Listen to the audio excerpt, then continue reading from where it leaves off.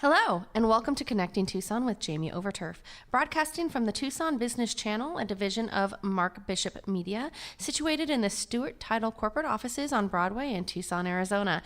Connecting Tucson is all about connecting our community, local businesses, and organizations to help our community grow and thrive. Today, we are talking to April Vetrano, an owner of Edge Health Solutions, located right here in Tucson, Arizona. April is a registered dietitian who loves food and being active outside. She was born and raised in Medfield, Massachusetts, and attended the University of Arizona for undergrad, where she met her husband, Joe. Super excited, I know him too. April completed her master's program in dietetic residency, I said that wrong, sorry, but Birmingham, Alabama, and then moved back to Arizona to start her career as a dietitian. Since then, she has been working as a clinical dietitian, as well as running her own private practice where she provides individualized nutrition services to clients. I don't know where you find the time, April. You just do too much. But I want to say thank you for coming on Connecting Tucson and sharing your stories and what we're about to hear about you. So how about we just start off by letting our listeners know a little bit about you. Can you tell us about you? Well, thank you so much for having me. I'm excited to be here. Yay. So as you mentioned, you covered a lot of it. I am a registered dietitian, and I have a strong passion for food and nutrition, but I have even stronger passion just for helping people reconnect with food and their bodies and improve their relationship with food. Just living in a world where diet culture is so crazy. It's everywhere, especially with social media. Right. Don't get me started. It really can feel like almost hopeless and frustrating for a lot of people because they see so many different diets out there, so many different pieces of advice, and it's hard to know what to follow. So I just have a passion for helping people reconnect with that, teaching them actually about nutrition, since I am a registered dietitian, and just helping them fall back in love with food. So excellent. And you have this, I guess I would call it like a pop phrase. It's like diet culture that's out there. And it seems like every corner I turn, there's a new, I'd call it a fad diet that's out there. I think I've heard of things like the carnivore diet, like just like anything under the sun that doesn't seem sustainable to me. So how as a registered dietitian does the diet culture, how do you talk to that with your clients? Yeah, so the pop term is probably a really good way to describe diet culture. And fad diets is an excellent term as well. And that really falls within the category of diet culture, because diet culture encompasses all those fad diets, like you mentioned, carnivore diet or keto diet, intermittent fasting, Whole30, whatever you can think of, you name it. But it also kind of encompasses like the food police, diet culture words. No, I love that. Food police. Sorry, I didn't mean to laugh, but go ahead. You're totally fine. And then diet culture words too, and kind of phrases that we get stuck in our heads that we almost like think of but don't really know that we're thinking of. And the first thing that comes to mind is I had a client the other day who mentioned to me that she just started eating, because we've been working together, she started eating cottage cheese again, and she hadn't been eating it for the longest time, and she realized it was because someone told her years ago that if she ate cottage cheese, she would get cottage cheese legs, which is what? So crazy. 100% not true. But it's just these diet culture terms and these like whispers of negativity that come throughout our lives that sometimes we don't even realize we're taking in, and then we just adopt as like truth.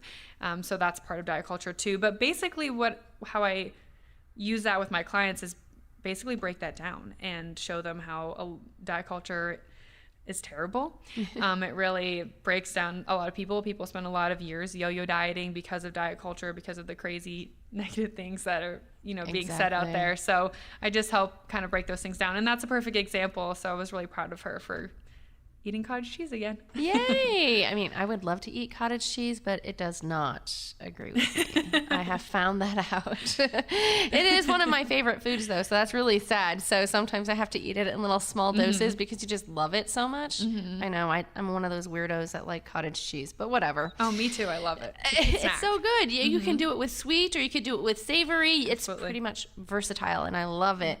But it doesn't love me. Dairy's a hard one.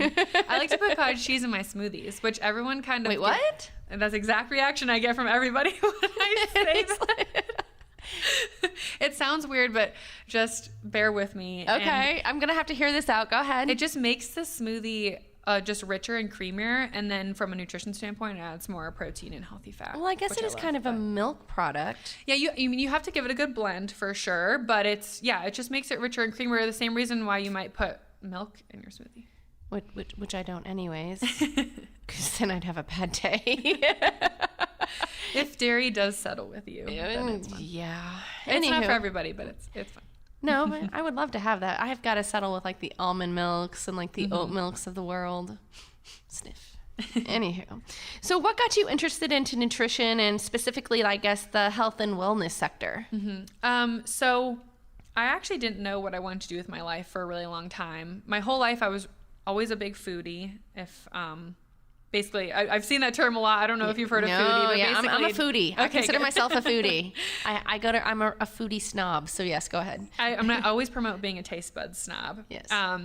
But yeah, I've always been a big foodie my whole life. I've loved food. I love trying food, and I've always been really active my whole life, and really, in a sense, like into all of that stuff. But I didn't really know that I could put it into a career because I had no idea what a dietitian was until I made it to my sophomore year of college. So up until then, I was just kind of floundering around, not really sure, knowing what to do. I was just like a business major basically because I thought, well, at least this is applicable to a lot of different fields if I change my mind.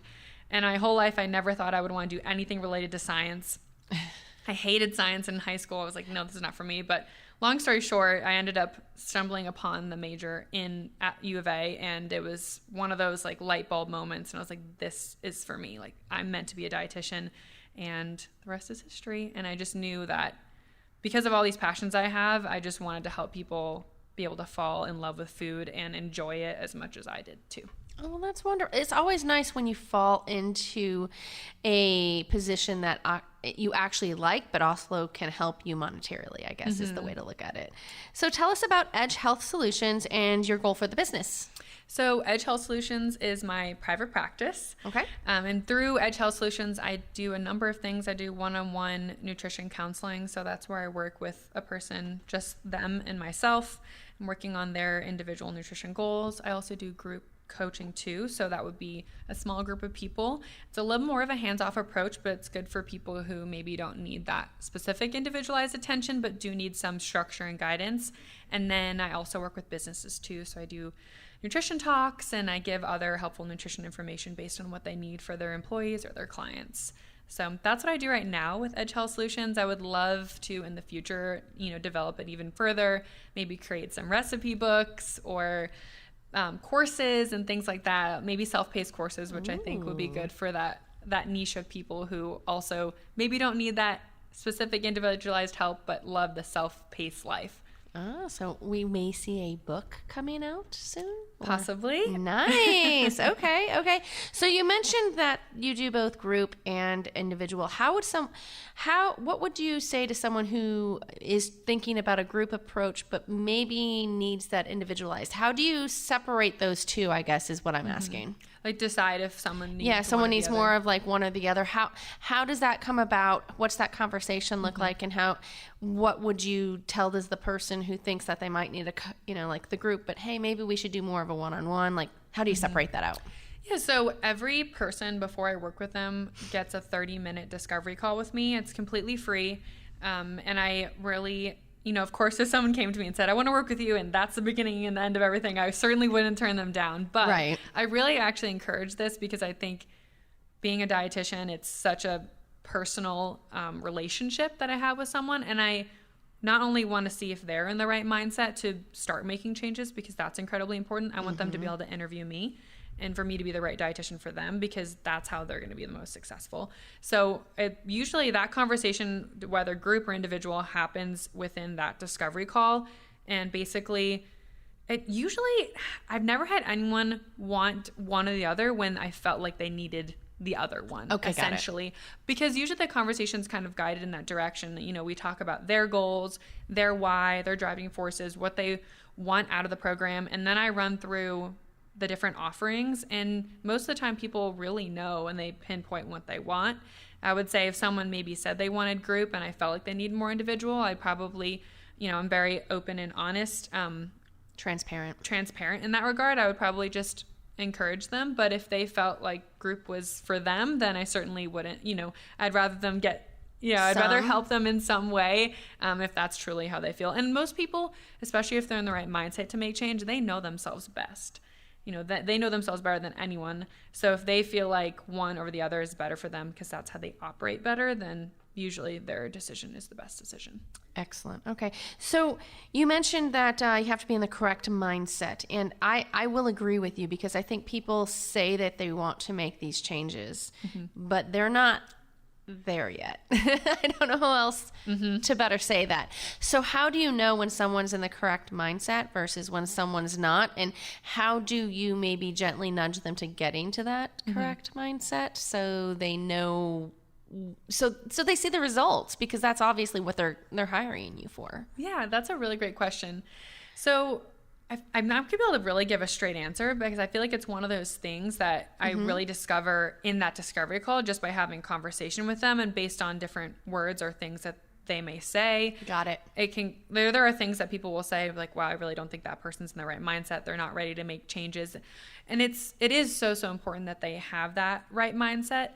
And part of it too is even asking for help in the first place. So the fact that I'm even sitting on the phone with them right then and there is a big tell that they're at least moving towards the right mindset, if not already there. Right. So that's a big tell as well. But it really comes from what a lot of people are willing to like what they say. And most of the people the clients I have had who have been in the best mindset are the ones that are like, they're really open and honest about their journey through nutrition, and they're open and honest about willing to I don't want to say whatever it takes, but they're willing to accept my help as the professional and listen to what I have to say. When I talk with those people who give me a little more pushback or aren't really open to making different changes, then that is a really big tell. And I know that the program I run, I don't ever ask someone to make crazy changes that would just eat all meat. I would never say that. So if they're not willing to maybe make some of the changes that I'm asking of them that are very doable, that I know for their lifestyle, then they're probably not there yet. No, yeah, that's right. It's like, just eat this and you'll be fine. That's not how that works.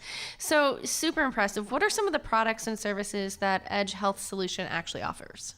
Yeah, so basically I have 3 main categories. Okay. I have the one-on-one individualized help. So that is working with me one-on-one, and that's a month-to-month program. So we would be working months on end together. And I know that sounds like a lot of time, but this kind of goes directly against that fad diet approach that we talked about. That fad diets always promise quick, fast changes. You'll lose this amount of weight in X amount of time, or you'll reach your health goals in 1 week. And just these unrealistic promises. And maybe they are realistic because maybe they do happen, but they don't work in a sense that you're most likely going to end up back at square one or further back than where you started. So I actually say in a discovery call is I just want to let you know I'm not promising you a quick fix. And I like to say that and make it very clear to potential clients because it does take a long time to establish health longevity and make changes, and it should take a long time. You should be slowly making changes so that you're not turning your life upside down, but you're working towards your goals. And if you do that, they turn into habits, and then you have that health longevity for the rest of your life and the tools. Right. So individual one-on-one group or individual one-on-one working with clients is a month-to-month program, and they can decide how many months they want to work with me. For the group programming, that's more of a set 6 weeks that I work with a group together for those 6 weeks. And then I also work with businesses as well. So I'll do nutrition talks. I work with a company in Texas right now where I give weekly nutrition talks to their clients based on the topics that they're interested in. And there's a lot of different things I can do in that arena as well. Excellent. So you mentioned the group, and I'm just going to ask on this one because I know you said it was a set 6 weeks. So let's just say someone feels that they didn't get everything that they needed in that first 6 weeks. Can they continue with a second group? They could. With the group programming, there's a set program I would go through. So each week we would meet with the group. I would go through a lesson, and they would open the floor for questions. So the actual program would be the same in each group. What would maybe vary is obviously the people, and then the questions that those people may ask. So each group is in a different private Facebook group, so they can ask questions at any time. So a great learning experience from the group programming is that someone may ask a question that you didn't even think to know or ask in the first place. Right. So they could be re-inspired by what other people think. But if they didn't feel like they got what they needed out of the group, then they may need more of that individualized one-on-one help. Perfect. And because I know you do a couple of different roles and a couple of different hats, so that's the preface to this question. What's the difference between your private clients and the other clients that you work with? Like, what is the main difference that they would get? So the private, you mean within my private practice? Yes, so within your private practice. Yes. And clinical versus yes. clinical? Oh, yes. Okay, sorry. So that's should have explained that a little bit better. But yes, you caught on very quick. So I have my private practice, but I also work as a clinical dietitian. So my private clients are ones that I personally own my own business. It's all me, and they work directly with me. With my clinical, when I work as a clinical dietitian, I work at a long-term care facility and a skilled nursing facility in town. So I work with a company where I go in and I see the patients or the long-term care residents that are there through that company. And that's how they kind of vary. They don't necessarily, those patients aren't necessarily seeking out my help. Correct. But I'm imposing my help upon them because I'm required to. Yes. Versus when I private practice, people are obviously coming to me. Excellent. And you had mentioned initially that you do a 30-minute free, consultation is the best way to put that. Mm-hmm. What does that look like? What are some questions that you're asking of that client, and how does that work? Yeah, that's a great question. So usually I started off with just kind of letting them know, like, this is 30 minutes for us to get to know each other. I'm going to ask you a bunch of questions, and then if you're interested, I can tell you all about my program and all that good stuff. So my first question I always love to ask people is basically just tell me more about you, your health goals, and your nutrition journey. And most people in the call, their nutrition journey, it's a story of their whole life. Like, it started when they were young, which is totally understandable if we think of the diet culture and how it gets embedded into your head and your mindset. Yes. Absolutely. Yes. And the yo-yo dieting, most people say, well, from when I was in high school, I was on this diet, and when I was in college, I was on this diet, and then from this age to this age, everyone has a whole story, which is really helpful to me because I can be able to paint that picture of, what they've been through. And then from there, we dive a little bit deeper. I like to ask them what their why is, which is their driving force behind why they want to reach these goals. And it's really important to establish that because your goals may change from season to season, depending on what you have going on. As you get older, there are different things that you may be tackling that you may not be tackling at this current age, but your why is your driving force behind all of that. So why you want to do that. Just an example, for me personally, my why is I have diabetes that runs in my family. One of my whys is that I never ever want to put myself at risk for that. Another one is that I always want to be the most mobile I can. Like, when I have kids, when I have grandkids, like, I want to be able to be there and active and present for them and not have to worry about and be healthy to be able to hang out with them. You want to be able to play with them. You want to be able to run with them. You don't want to be on the sidelines. That's how, yes, exactly. So I asked them a number of questions regarding that, and some other questions as well. And then if they're interested, I dive in and tell them more about my program. Excellent. So what sets you apart from other dietitians, and why should someone choose Edge Health Solutions?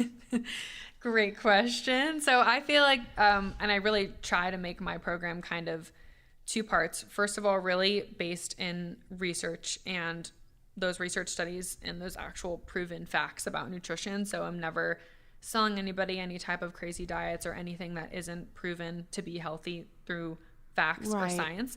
And then on top of that, I like to layer it with that personability there. I always like to get to know my clients really well, their background, their family members, what's going on with them that week, because that really impacts their nutrition and their story and how they handle things too. So it's a really personalized experience that I like to provide. And then I always like to tell people too that I'm not here to judge you or give you or be the food police or tell you what you should or shouldn't do. You should never be afraid to tell me anything. And I really pride myself in that. I'm not here to yell at somebody for eating something or make them feel I ate bad. a whole bag of Doritos last night. No, or anything like that. Yeah. And I'm really proud about that. I've actually had more than one client come back to me and be like, so-and-so saw me eating this and they said, isn't your dietitian going to be mad? And I said, no, April doesn't get mad at me. She's not the food police.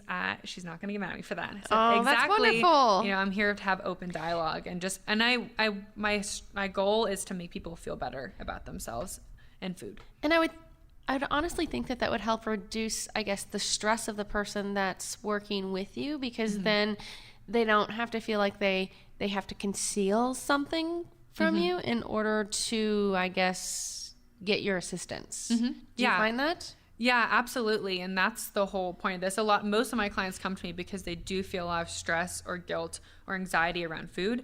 And my mission is to eradicate that or drastically reduce that. So if I'm getting mad at them for eating food, then that is the opposite. Defeats the purpose. And then besides that, altogether, there are no foods that can't fit in a healthy lifestyle. So there's no reason for me to get upset about anything. You can have a one-off every once in a while, right? If you're craving that potato chip, right? I think I remember you telling me this once. If you're craving that potato chip, have the potato chip. Just move on with it. Don't try to eat something else to stave off that craving. Was that similar to what we were talking about?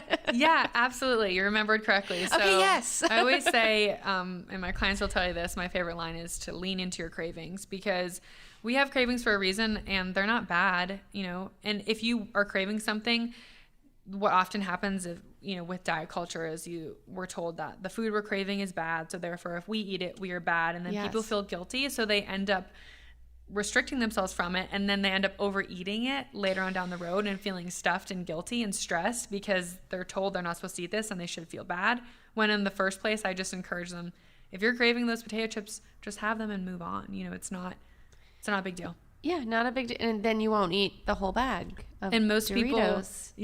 People I think the common thought is that they will end up eating the whole bag of Doritos, but if you relieve that stress, a lot of the times, a lot of my clients will say that the foods they used to overeat, they don't even eat anymore because they realize they don't even like them. They just eat it because they thought it was bad and they had this inclination to eat them. Because it was like a junk food type thing. Like, oh, I'm giving myself this indulgent type. Ah, okay. All right. Okay. So I did a lot of research on dietitians and some other stuff. Obviously, we know each other. There is that there as well. And I came across quite a bit of information and other things like health coaches and stuff like that. So what is the difference, I guess, between a health coach and a dietitian?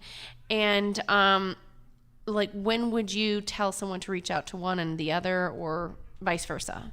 So a registered dietitian has a lot more background and qualifications. You need a lot more background and qualifications in order to become a registered dietitian versus a nutritionist, a health coach, and all of those things. Most states, you aren't required to have any prior education or knowledge in order to label yourself as a nutritionist or health coach. For a dietitian across the board, you have to have a specific undergraduate degree, you have to have a master's degree, and then you have to go through a dietetic residency and then pass a national exam.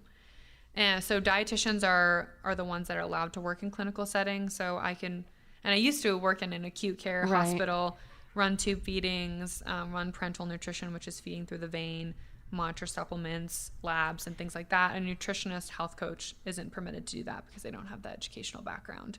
So I think whether to hire one or the other is kind of a tricky question, because, you know, there are certainly, I've seen them out there, there are certainly people who are label themselves as nutritionists or health coaches who I think do have the right direction. The mindset. Direction, yes.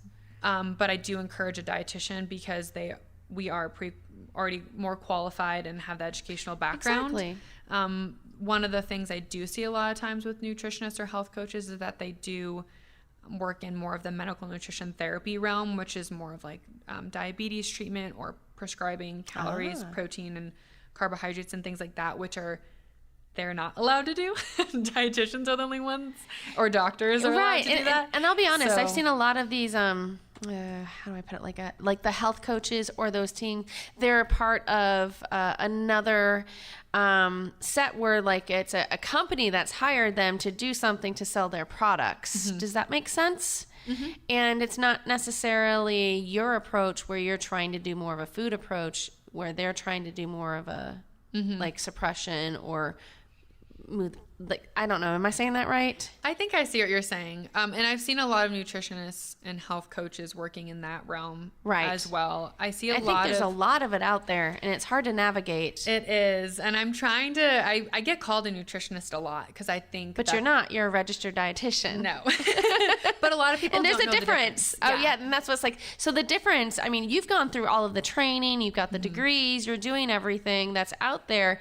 And I guess at the end of the day, I mean, you've got all of that training that is helping other people. And I get there may be people who have their heart in the right place and they're really trying to help people, and maybe they can help people, but you have the ability to do it. And in my opinion, be able to do it correctly with the correct background. Does that make sense?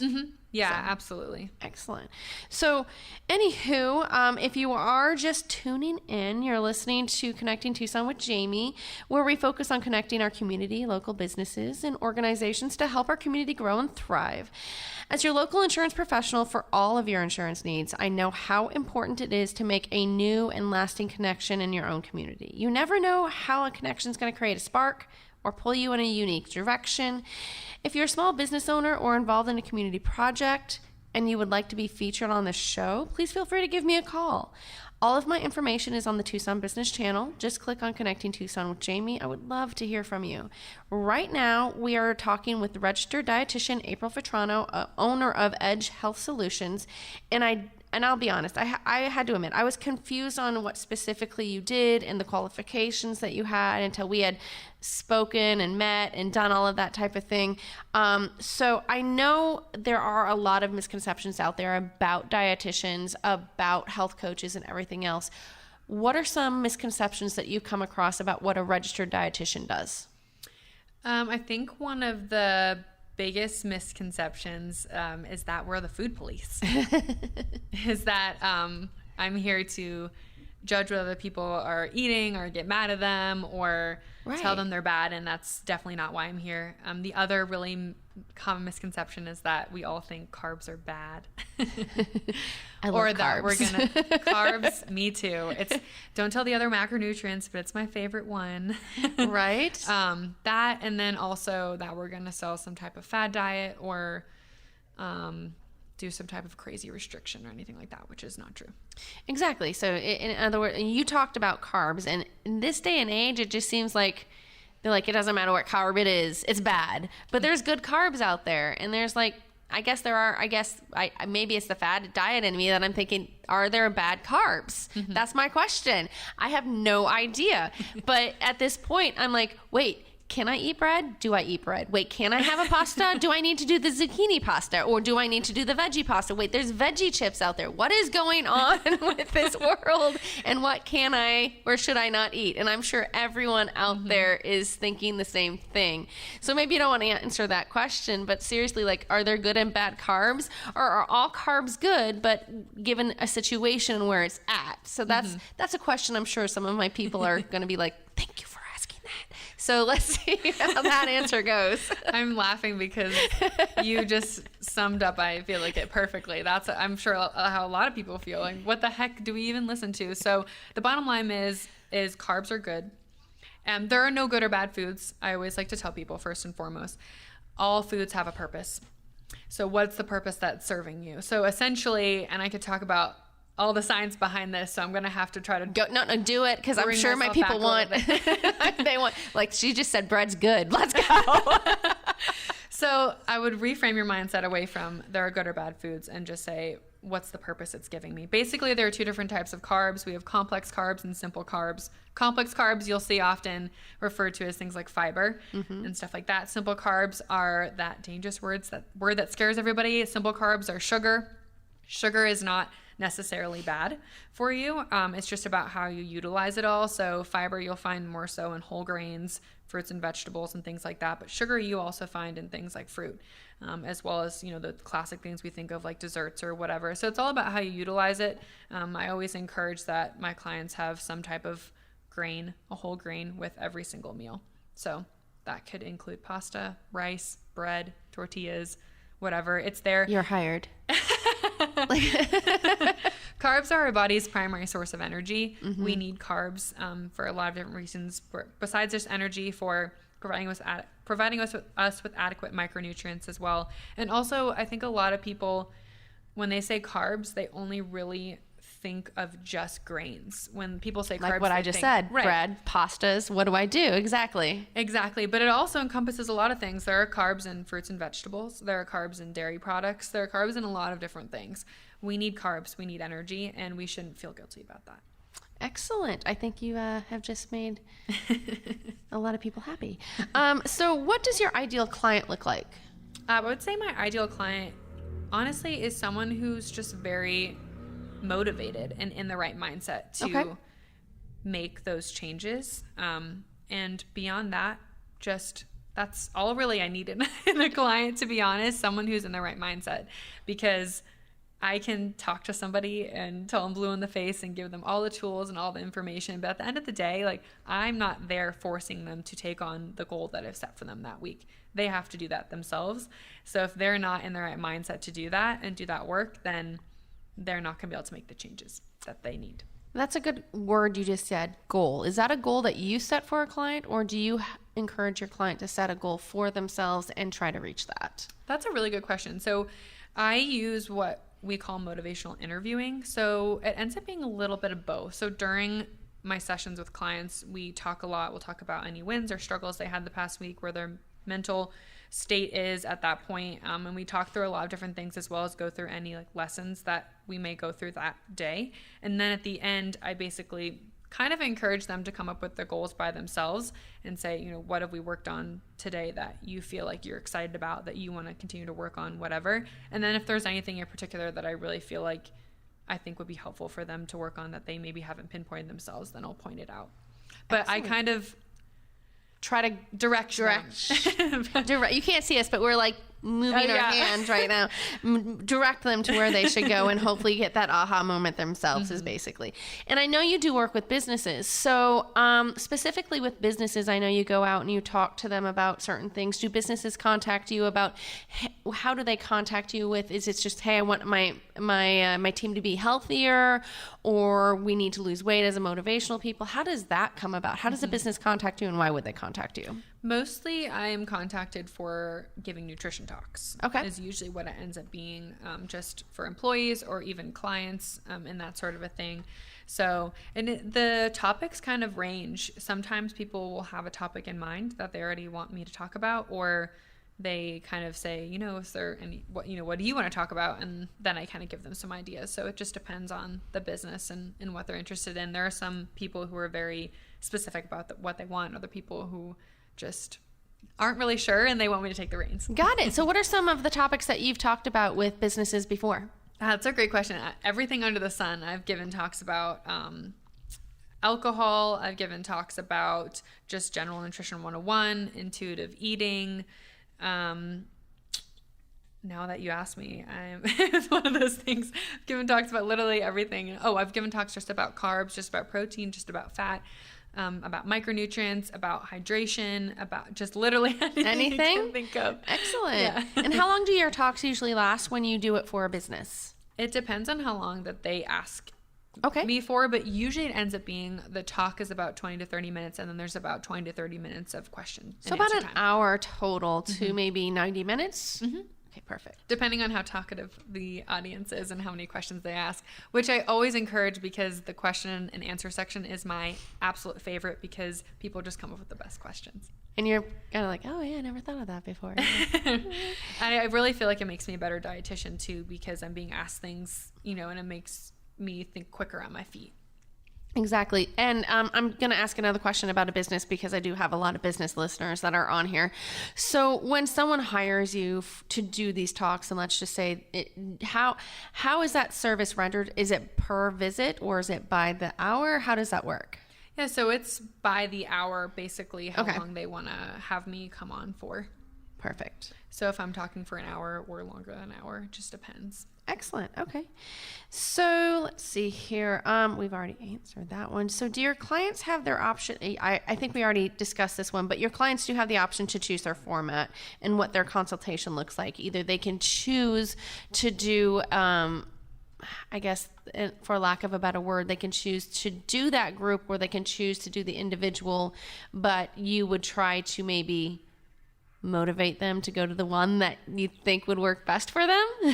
I do, and I would. I think, kind of like I mentioned before, most people really know what they need and they want, because if they're coming to me and they're in the right mindset, they know exactly what help they need. And if that's more one-on-one individualized help or more of a group setting, most people know themselves very well, and they know, that's true. I operate a lot better in this setting, or I wouldn't want to share that personal information with a group. I'd rather do individualized, or I would like the support of a group and other people and to know I'm not the only one in this position. Because that group also does the Facebook, and then they have the connection where they can meet with people and potentially maybe go out to lunches because when your group settings, are they all here in Tucson or are they national? How does that work? So everything is virtual.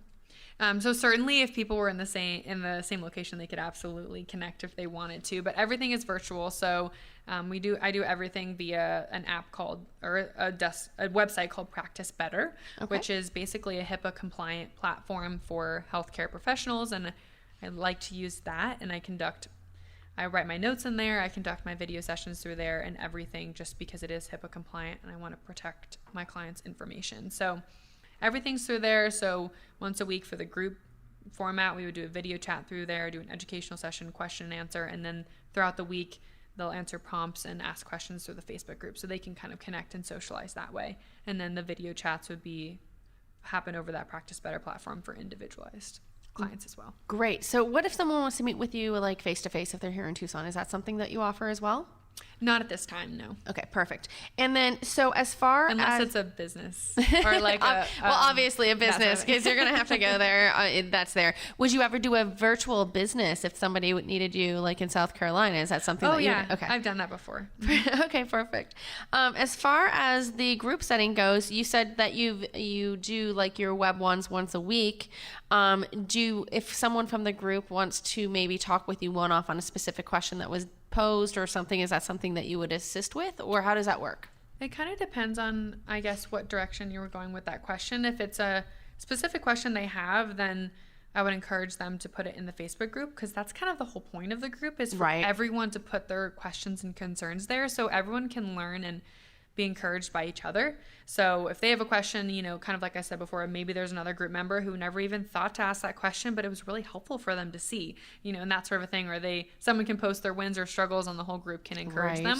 If they're thinking to themselves, I have a lot of things going on that I just need more one-on-one help, then that would be more of them moving over the group. And that was my next question. Let's just say they started with the group and they realized, you know what, whoa, I have more of a unique need that I need. Mm-hmm. Can I move to the individualized sessions? Mm-hmm. I think that would depend on the person and then the timing. If there's a half a week left in the group session, they've kind of made through the whole thing. But if they start off, the first week and they come to me and they're like, this is really, I just know I need one-on-one, there's definitely something that we can work out so they can switch over. Perfect. But there's nothing saying that they couldn't do the group and they're like, you know what, I liked the group, but I think after the group, I need more of a one-on-one. I want to hire your services still, mm-hmm. Correct? Absolutely. They can definitely do that. Excellent. So I know you talked about the love of food, having it come back to people. There's no good or bad or whatnot that's going out there. Speaking of food, do you provide meal plans for people? So that's a really great question. I actually don't provide meal plans. And that's for a specific reason, because meal plans tend to be really restrictive. And the whole point of my program is to reduce restriction and to not be restrictive at all.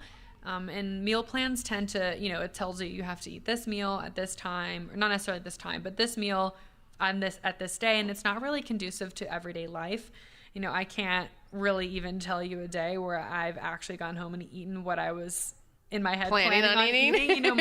My life is, I'm sure, as many others, and I know a lot of my clients is very chaotic and things tend to change. And even just besides that, I like to help people be able to have the tools so they can utilize them in social situations as well. So if a friend calls you up and said, hey, let's go out for dinner, so that you're not saying, no, I have to stay home and eat this meal that's on my meal plan. You can say, yeah, I want to go to dinner. I have the tools to tackle that, so I know I'm reaching my health goals and feeling my best. So I find that meal plans are very restrictive. But while I don't provide meal plans, I can absolutely provide recipes based on an individual client specific needs. So those I absolutely provide. So excellent. So do you, and that's a great point, because I know as business owners, and I know there's a lot that are on here, well, I don't feel, you're not going to judge me. There are days that I go without eating until I get home because I'm running. And I know that's absolutely not good for you, right? I try to grab some snacks, but that's what they are. They're snacks. I don't get a meal. And I'm sure as somebody is listening to this, they're like, oh, well, I don't know if she can help me if that's my issue. Is that something, because you do provide recipes, it's not a meal plan. How would you help someone in that situation to understand that food is not the enemy, and you do need, because you need carbs. You need fuel. You need, I guess it's a good way to say, you need to fuel your body. 100%. You can't just run on empty and caffeine and Doritos every day. That doesn't work. You all need to see Jamie's face right now. She's hilarious. So of course, no, I'm absolutely not judging you. And that actually is a problem that a lot of people come to me with. They find that they feel as though they don't have time to eat throughout the day. And one of the things I would say is, first of all, I'm not judging you at all. It's definitely an understandable issue and something that we can definitely work around. And that's where where the individualized coaching kind of comes into play. It becomes very, very specific to that person and their specific schedule and what they have access to. You know, are they spending the whole day in their car driving around? Do they just have back-to-back meetings? Do they have access to a fridge? Do they have access to a microwave? Do they have, Great questions. What are all these 1 million things that I need to know that they have going on? So we would talk through all of that and figure out specifically what would work for them. And I also want to point out too, is that we as a society need to break down that idea that we all need to eat 3 square meals a day, because sometimes that's not realistic for someone's schedule. As you mentioned, you're running around all day. Sometimes someone's schedule lends itself to snacking all day, and that's not a bad thing. If you can eat and everybody fuel yourself, heard that from April. I just want to let that be known. I would rather you snack regularly throughout the day so that you get the proper nutrients and fuel you need than not eat at all. Excellent. Okay. That just gave me some hope. We're going to have to talk later. So what do you like best about what you do?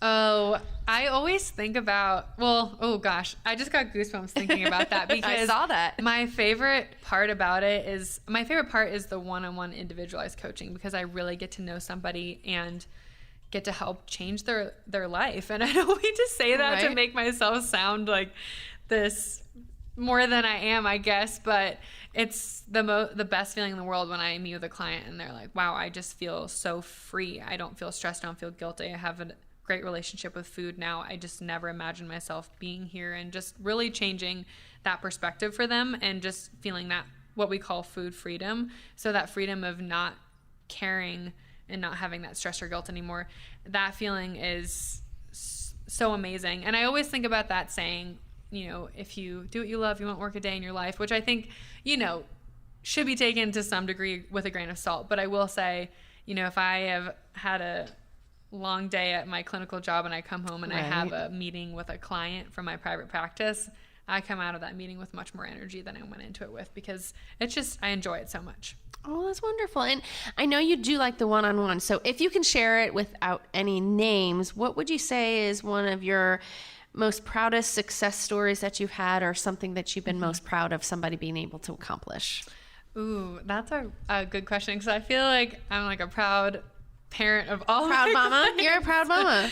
I'm proud of every single one of them. I'd say one of my most recent clients I started working with, and everyone's so different. Some people it takes some months to reach some, having that healthy relationship with food, and some people it takes, a few weeks. So it really depends on person to person. But I had a client that I recently started working with that I've known for a long time, and they hadn't reached out yet. And they basically said, wow, I wish that I had reached out years ago. I just wasn't ready, or I didn't think I needed the help, or I thought I could do it on my own. And I just made so many changes in this first week. And that, made me so proud, because I know that I'm doing the right thing in helping people. So, honestly, I give the tools and I give the information, but all my clients do the hard work in changing things for themselves. So that's phenomenal.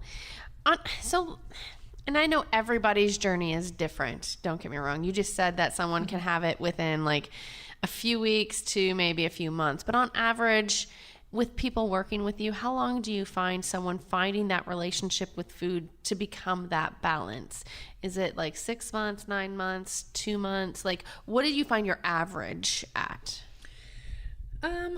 Probably around 3 months is if I were to pick an average. But then, of course, yeah, like you said, some people are a lot longer, some people are shorter. Some people are short. Depends. Around but that probably time. about three or 4 months. And then they're like, "Oh my God, I can't believe I can eat my pasta now." Yeah.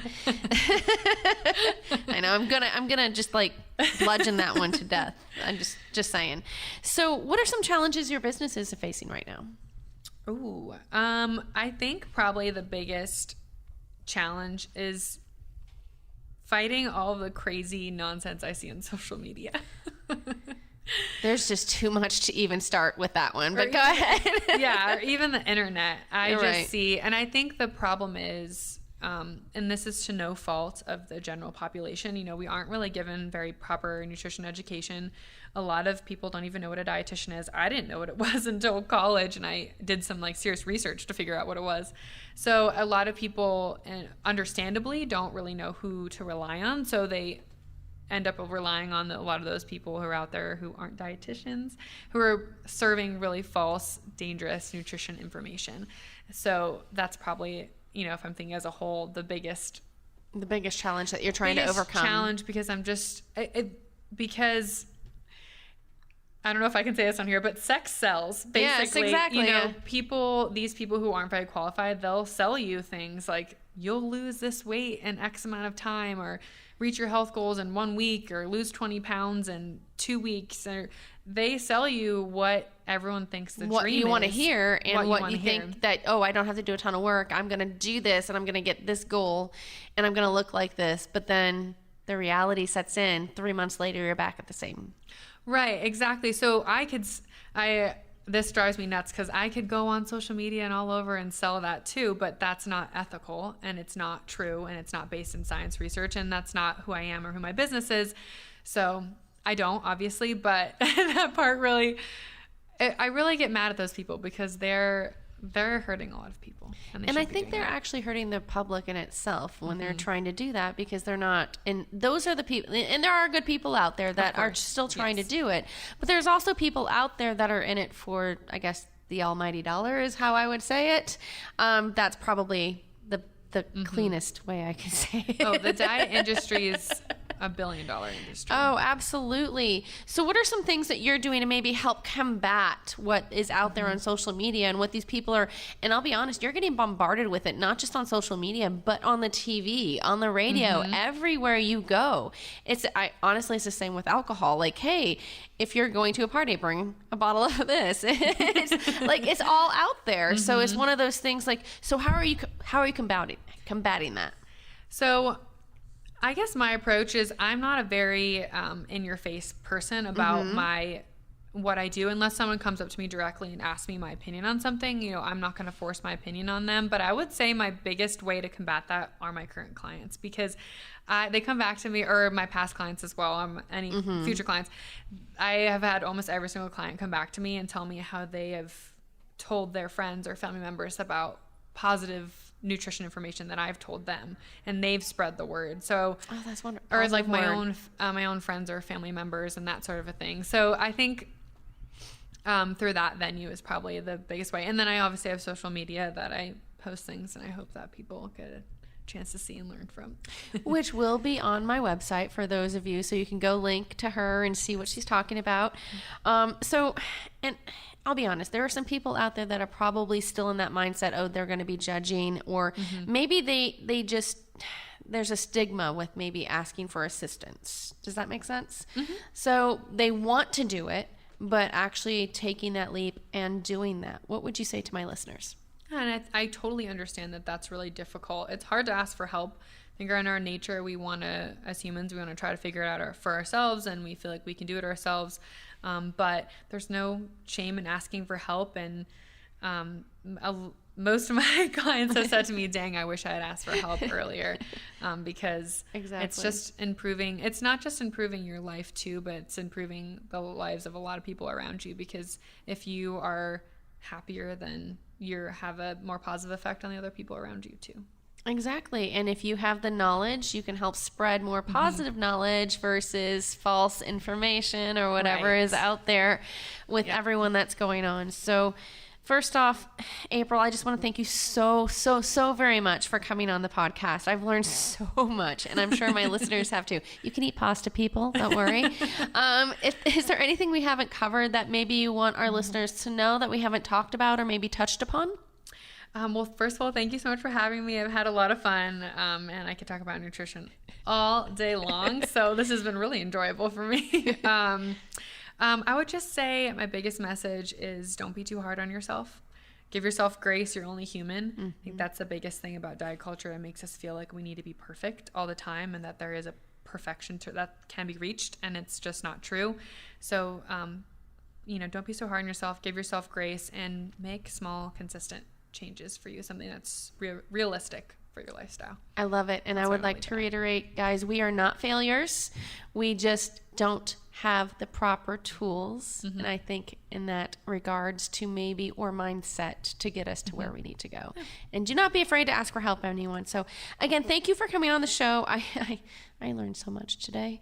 That is all for Connecting Tucson with Jaime here at Stewart Title Studios. If you like the show, let us know. You can connect with the Tucson Business Channel, a division of Mark Bishop Media. You can connect with Edge Solutions through the Tucson Business Channel. Just go ahead. All of her links are there. All of her information, her phone numbers. We'll make sure that is posted. As always, don't be afraid to step out of your comfort zone. And that can mean asking for assistance. Make that new connection. You never know where it's going to lead. Until next time, this is Jaime Overturf with Farmers Insurance. Keep on making unique connections, Tucson, and have a wonderful time.